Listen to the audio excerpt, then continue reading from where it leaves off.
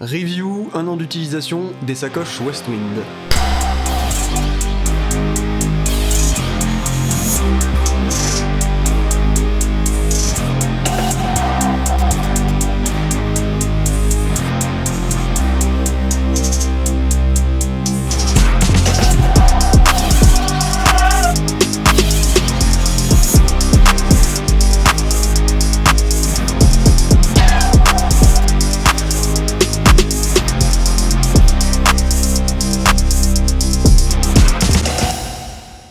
Chose promise, chose due, il y a 1 an sur cette chaîne YouTube, je faisais une première review des sacoches Westwind Enduro 40. Et donc aujourd'hui, on fait 1 an après.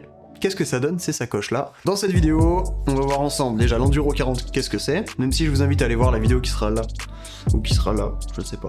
On va aussi voir les avantages de l'Enduro 40, ses inconvénients. En 1 an, qu'est-ce que ça a donné finalement avec ma pratique, donc que ça soit du voyage, que ça soit du quotidien et que ça soit même pour le travail. Et en conclusion, à qui ces sacoches sont plutôt destinées, pourquoi. Donc pour commencer, l'Enduro 40 c'est un peu le produit phare de chez Westwind. C'est de la bagagerie souple en holster avec un sac étanche à l'intérieur. Donc quand j'ai eu à équiper la Ténéré, il y avait plusieurs options, donc on les connaît tous, hein, Lone Rider, Moscow, etc. Je suis jeune, j'ai une belle moto, donc j'ai plus de sous. Donc voilà, j'avais pas énormément de budget, mais je voulais quand même quelque chose qui tienne. Ce que je peux vous dire, après 1 an d'utilisation, je les ai malmenés, notamment au Maroc, j'ai essayé de tout faire avec les sacoches. Les bagages ils résistent, j'arrête pas de tomber vu que la moto, la Ténéré, elle est très grande pour moi. Ils ont pris leur part, ils sont très costauds. Maintenant, est-ce que c'est pratique ? Le fait de pouvoir les enlever d'un seul coup de main, tu tires ton sac quoi. Tu laisses tout sur la moto, tu tires juste le sac étanche, tu le mets dans la tente ou tu le mets à l'hôtel. C'est hyper pratique, c'est très bien. Et très pratique aussi, par le fait que ce soit un sac étanche très classique, il a la dimension d'une baguette de pain. Donc on peut aller chercher le pain avec l'Enduro 40. Un autre gros avantage que je trouve est indéniable, c'est le prix, hein. Il sort quand même en dessous de 500 € pour quelque chose de quali, adaptable à n'importe quelle moto.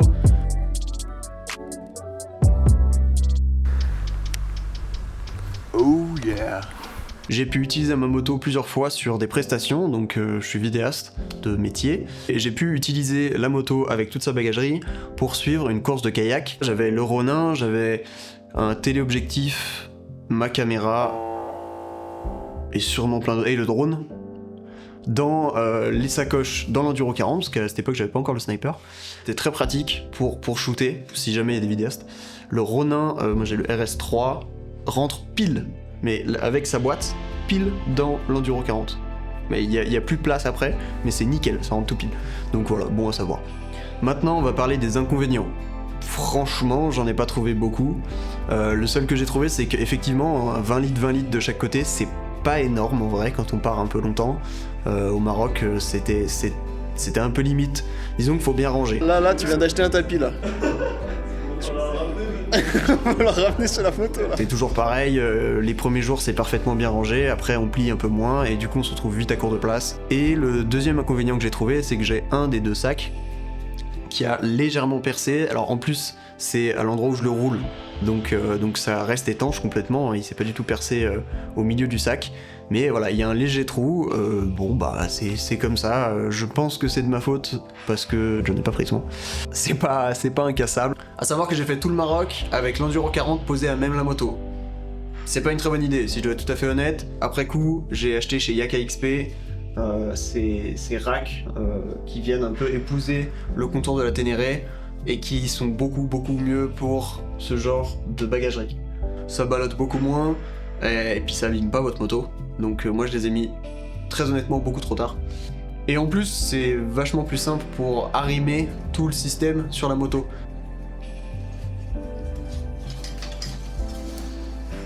Ça évite de faire des bricolages comme je vous ai montré dans la première vidéo.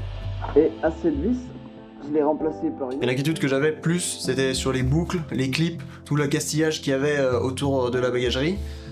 Et il y a rien à casser. Rien du tout, tous les clips en plastique vont très bien, tous les serrages de sangle vont très bien. Donc ça pour moi, si ça tient, c'est que c'est bon quoi. Pour conclure, est-ce que je le recommande à qui et pourquoi ? Très honnêtement, oui, je le recommande vivement même. Je suis pas un aventurier acharné, j'en fais pas toute l'année, je fais pas du voyage toute l'année malheureusement, même si j'aimerais énormément. Je pense que pour quelqu'un qui fait énormément de voyages, je pense à Sandro Smith par exemple sur Instagram, je sais pas si vous connaissez, voilà, à mon avis c'est peut-être un peu léger. À mon avis, la qualité finit par prendre un coup. Donc je le recommande clairement pour des gens qui ont une utilisation qui se rapproche un peu de la mienne, c'est-à-dire des grands voyages, pas mal de sorties off-road de temps à autre, du quotidien, mais bon, pour faire ce qu'on fait, c'est largement suffisant.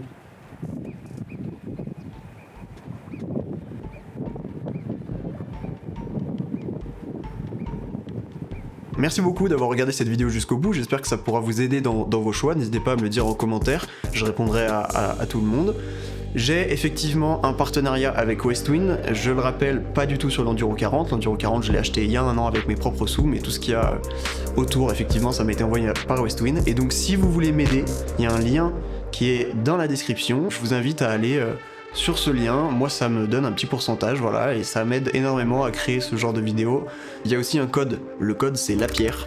Merci beaucoup, et à la prochaine.